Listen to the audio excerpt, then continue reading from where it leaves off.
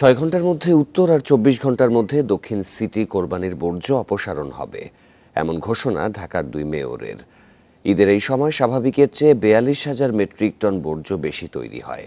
ঈদের দিন দুপুর 2টা থেকে 2 সিটির প্রায় 20,000 কর্মী কাজ শুরু করবে। ব্যবস্থাপনা সুষ্ঠু করতে নগরবাসীকে আগেই দেয়া হবে 11,60,000 পলি ব্যাগ। নগদে 500 টাকা বা তার বেশি পেমেন্টে পেতে পারেন ঢাকায় জমিসহ 20 কোটি টাকার পুরস্কার। পশু কোরবানির পর সবচেয়ে বড় চ্যালেঞ্জ বর্জ্য অপসারণ। গেল কয়েক বছর ধরে 24 ঘন্টার মধ্যে রাজধানী পরিচ্ছন্ন করার কাজ সফলভাবেই করেছে 2 সিটি কর্পোরেশন। বর্জ্য ব্যবস্থাপনা সুষ্ঠু করতে গেল 2 বছর কোরবানির স্থান নির্দিষ্ট করে দিয়েছিল উত্তর সিটি কর্পোরেশন। তবে কাঙ্ক্ষিত সাড়া না পাওয়ায় এবার সে বিষয়টি শিথিল থাকছে। উত্তর সিটিতে দিনে 3,500 মেট্রিক টন বর্জ্য হলেও কোরবানির সময় তা বেড়ে দাঁড়ায় প্রায় 20,000 মেট্রিক টনে। বর্জ্য অপসারণের সব ওয়ার্ডে থাকবে পর্যাপ্ত সরঞ্জাম। 6 ঘন্টার মধ্যে শেষ করা হবে পুরো কাজ। পরিচ্ছন্নতার জন্য দেয়া 10,40,000 পলিব্যাগ ব্যবহার নিশ্চিত করা গেলে ব্যবস্থাপনা অনেকটাই সহজ হবে বলে মনে করে ডিএনসিসি।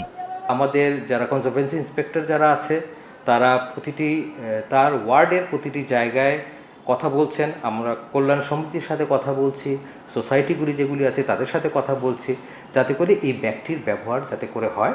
এবং আগের চেয়ে আমরা চাই যে ধাপে ধাপে আমাদের যে ঘাটতিগুলি গতবার রয়েছিল আরও বেশি কিভাবে এটা জনগণের কাছে পৌঁছে দেওয়া যায়। হাটের বর্জ্য পরিষ্কারের জন্য আলাদা টিম করেছে ঢাকা দক্ষিণ সিটি কর্পোরেশন। তারা বলছে 24 ঘন্টার মধ্যে সরানো হবে কোরবানির বর্জ্য। নাগরিকদের দেওয়া হয়েছে 1,20,000 ব্যাগ।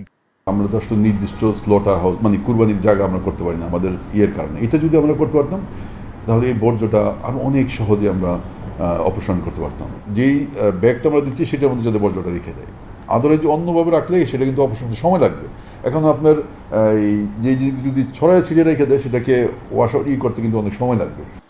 দক্ষিণ সিটিতে স্বাভাবিক সময়ে 3,000 হলেও কোরবানির বর্জ্য তৈরি হয় অতিরিক্ত 22,000 মেট্রিক টন। 2 দিনের মধ্যে কোরবানি শেষ করার আহ্বান জানিয়েছে 2 সিটি কর্পোরেশন। বনি ইবনে কামাল, ইন্ডিপেন্ডেন্ট নিউজ, ঢাকা।